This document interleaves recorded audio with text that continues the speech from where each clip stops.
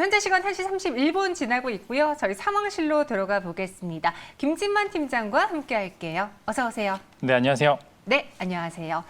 오장 SS, 오늘 제가 앞서 말씀드린 것처럼 지수보다는 종목으로 워낙 핫한 것들이 많기 때문에 저희가 긴급진단 첫 번째 상황실 원전주 한번 다뤄보겠습니다. 두산중공업을 두술라라고 말하고 가셨잖아요. 지난번에 또 흠슬라 이야기도 해주셨는데 오늘은 두산중공업의 상승이 멈춘 것처럼 보여져요.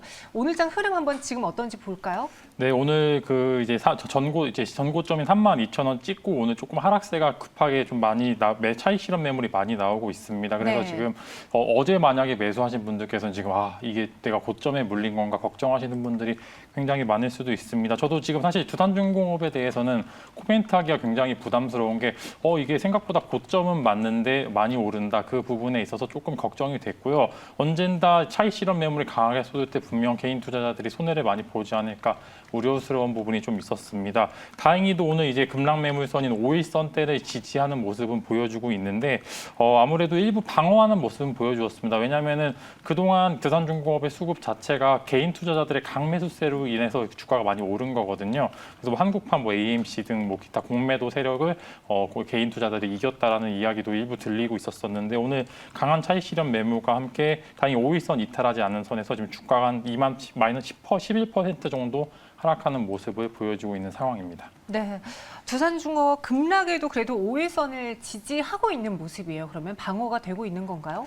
일단은 단기적으로는 5일선이 마지노선이라고 좀 볼 수가 있고 이 5일선이 깨지게 되면 이제 심리적인 마지노선이라는 게 있습니다. 심리적인 마지노선이 무너지게 되면 개인 투자자들의 투매가 좀 이어지게 되고요. 이 투매 물량에 대해서 이제 뭐 기관이나 또는 기타 개인 투자자들이 받아주지 않는다면 더 하락세가 깊어지고 있는데요. 다행히도 지금 보시면은 뭐 원전 대형주들은 워낙 강한 수급이 바탕으로 하락 차익 실현 매물이 강하게 나오는 반면 중소형주에 대해서는 오히려 또 강한 수급으로 인해서 주가 상승이 이어지고 있는 모습입니다. 즉 원전 테마는 아직 죽지 않았다. 그렇게 좀 표현을 하고 싶고요. 네. 언젠가 다시 돌아올 수 있지 않을까 그런 좀 긍정적인 기대까지 곁들여서 말씀드리겠습니다. 아, 그래요? 저는 두산중공업 오늘 급락이 나오면서 지금 이제 매도하려는 심리가 강해지지 않을까 생각을 했는데 말씀하신 것처럼 보니까 두산중공업 대장주는 급락을 해도 그와 다르게 뭐 한전산업이라던가 우리기술은 급등하더라고요. 원래는 테마의 대장주가 꺾이면은 다른 종목들은 더 많이 빠지는 게 항상 현상이었는데 이번에 좀 다른 게 말씀하신 것처럼 원전주의 끝이 나오지 않았기 때문일까요? 네, 아무래도 너무 지금 두산중공업 같은 시총이 이제 12조가 넘었습니다. 네. 지금 이제 몇 거래일 만에 거의 2배 이상 오른 모습을 보여주었는데 반면에 이제 오늘 원전주 중에 좀 급등하였던 몇 가지 종목들이 있습니다. 이제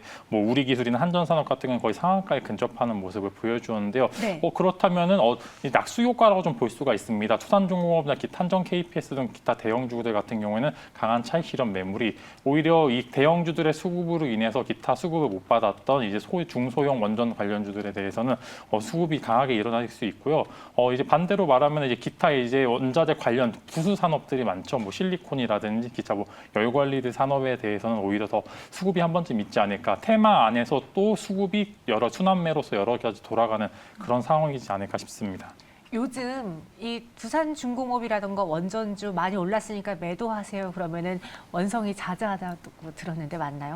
네, 아무래도 이제 개인 투자자들께서는 내가 가진 종목군에 대해서 조금 이제 더 긍정적인 시그널을 비춰줬으면 좋을 게 맞는데 이제 사실 두산중공업 주가는 이제 기존의 리포트 나온 거에 비해서 즉 이제 기존에 평가받던 주가 혹은 영업이익 그다음에 PER 등 여러 가지 보조 지표들에 비해서는 좀 오른 면이 없지 않아 있습니다.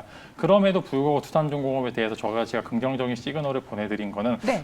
일봉상으로는 좀 고점일 수가 있겠지만 주봉이나 연봉상으로는 이제 고개를 든 그런 시점이기 때문에 만약에 이제 9월, 11월 이제 추가적으로 이제 SMR 관련해서 이슈가 있을 것으로 예상이 되는데 그때 다시 한번 또 날개를 활짝 펴지 않을까 그런 전망을 말씀드리고 싶습니다.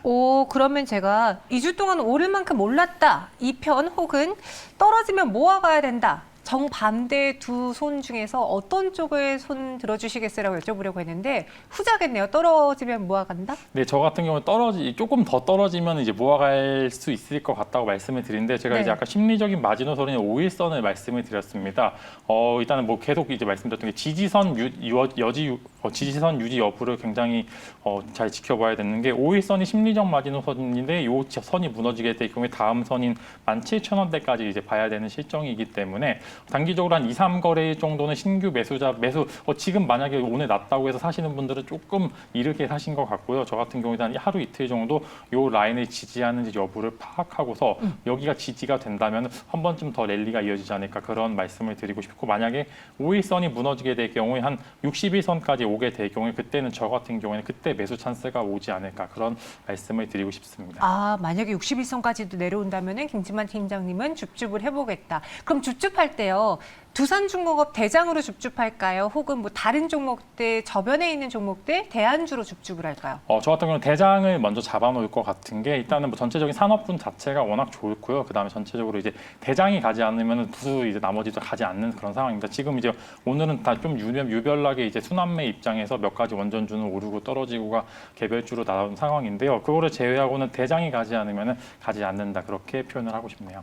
예전에는 대장이라고 잘 안 간다라는 그 인식, 무겁다라는 인식이 있었는데 요즘은 아니거든요. 따라서 원전주 다시 한번 기회가 온다면은 두산중공업 대장을 공략하겠다라고 말씀해 주셨습니다.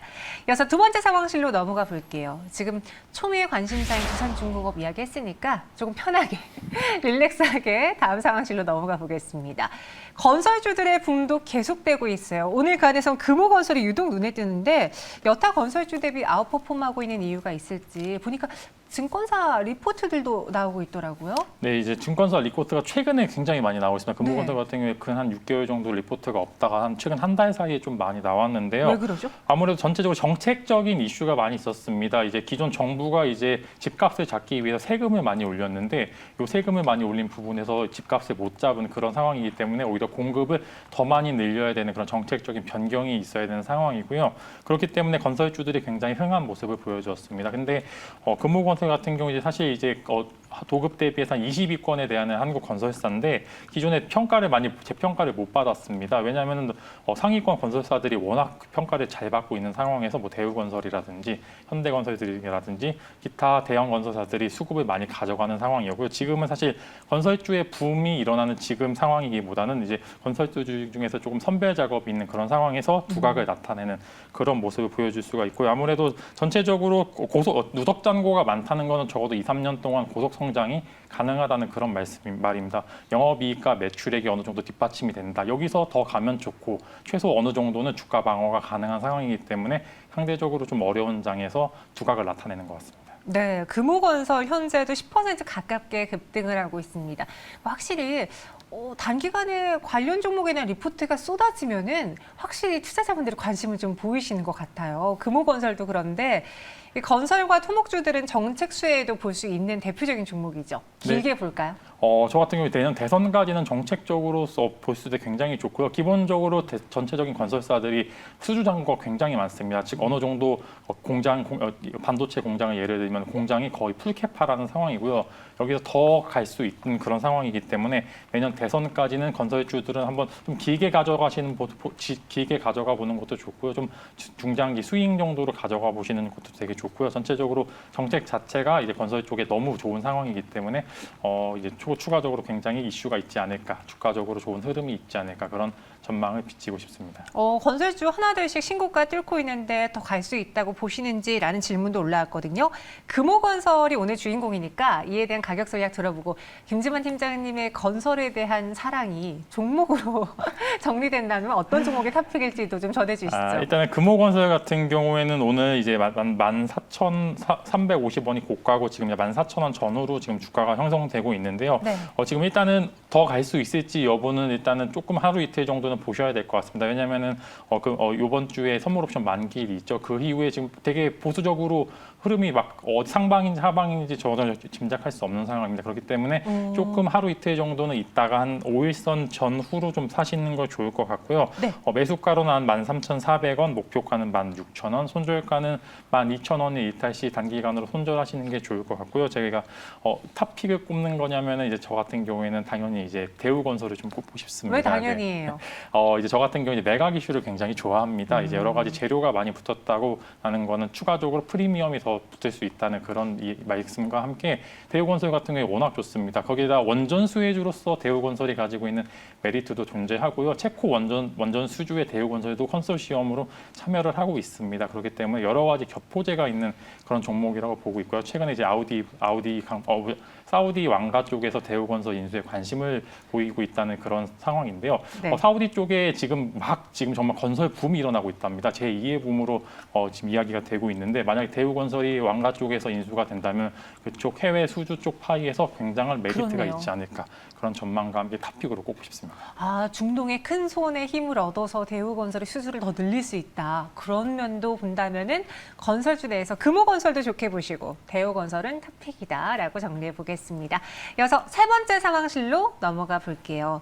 우주항공 산업 이 관련 종목 사셔서 저희에게 도대체 언제 갈까요? 라고 상담을 많은 분들이 주셨는데요. 가고 있습니다. 하나 에어로스페이스도 오늘장 또 한 번 상승세를 보여주면서 52주 신고가를 기록했는데 최근 항공우주 분야에 대내외적인 변화가 많다고 들었어요. 네, 최근에 정말 빠르게 진행이 되고 있습니다. 왜냐하면 사실 이 정도 속도라면은 이전에 준비를 하고 있다 빵 터트린 거 아닐 정도로 지금 굉장히 6개월 만에 산업군 자체가 너무 급성장하고 있습니다. 뭐 일론 머스크가 스페이스X 이슈로 한번 이제 불을 시작을 했고요. 그 이후로 뭐 한국 이제 기업들도 그렇고 전체적으로 우주 방산 그다음에 이제 항공 산업에 대해서 상승 여력이 굉장히 많이 나오고 있습니다. 아무래도 기업들의 공격적인 투자도 이어지는 게 단순 기대감으로 오르기에는 추가적으로 산업 전반 자체가 한번 이 업사이드로 올라가는 그런 상황이지 않을까 싶고요.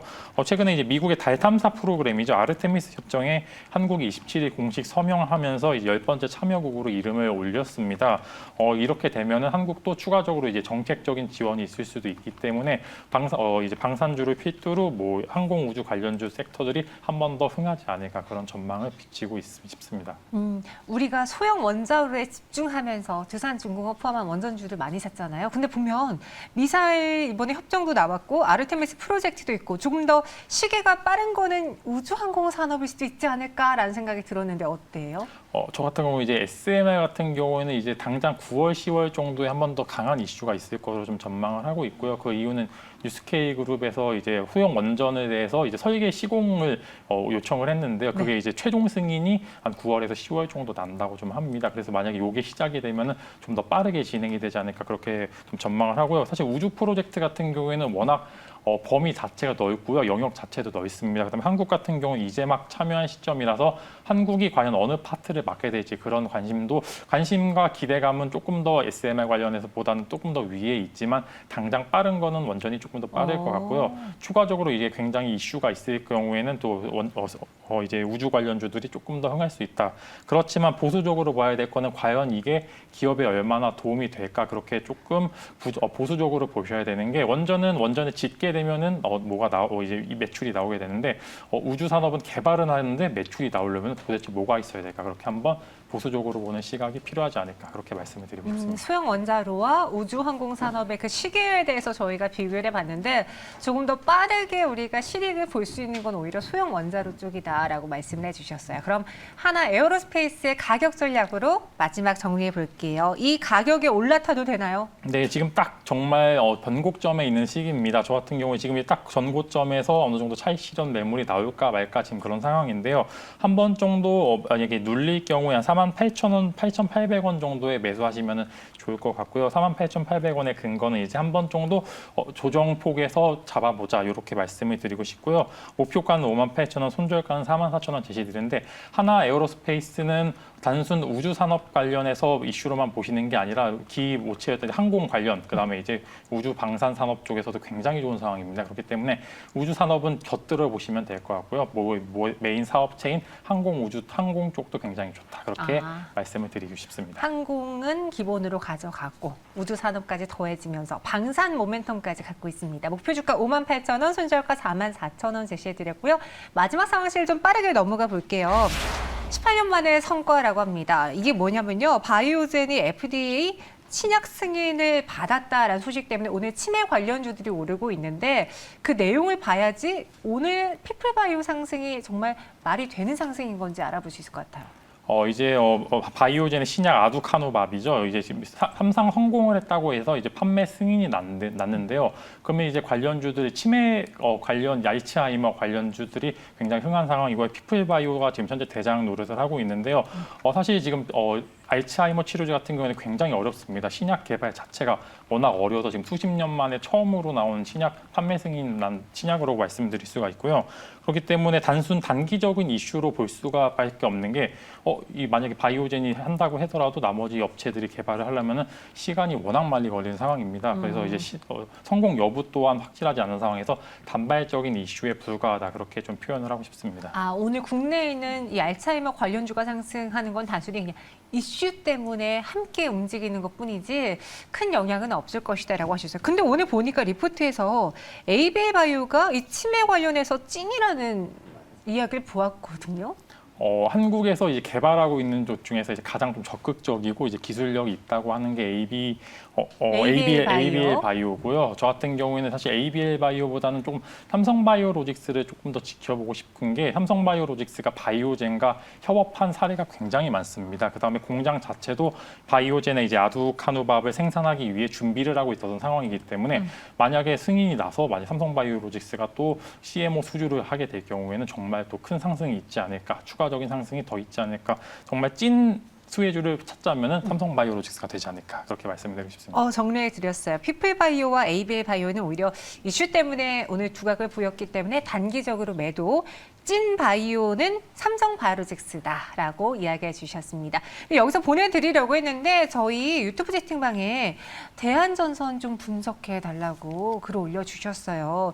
어떻게 되는 건가요? 라고 저희에게 연락을 주셨는데 저희도 어떻게 됩니다라고 정확하게 말씀을 못 드리는 가격이긴 하잖아요. 또 부담 가지실 텐데 우리 김지만 팀장님의 뷰로만 한번 이야기해 주세요.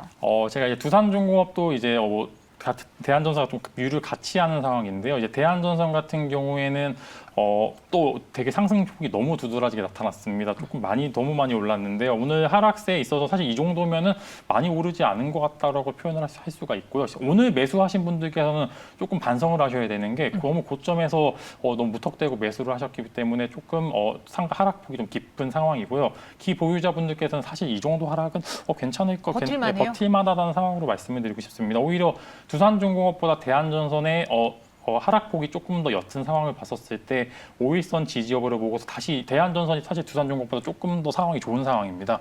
그렇기 때문에 기보유자분들께서는 조금 더 한번 5일선이 깨지게 되면은 그때 이제 차익 실현을 하시는 게 좋을 것 같고요. 네. 신규 매수하신 분들께서는 오늘 같은 경우에 손절을 하시는 게 조금 더 마음이 편하지 않을까. 왜냐하면 5일선 여부를 파악하기에는 너무 불확실성이 크기 때문에 오늘 만약에 위에서 매수하신 분들은 단기 매도 포지션으로 조금 전환을 하시는 게 좋을 것 같고요. 기보유자분들께서는 조금 보자. 그런 이제 말씀을 드리고 싶습니다. 알겠습니다.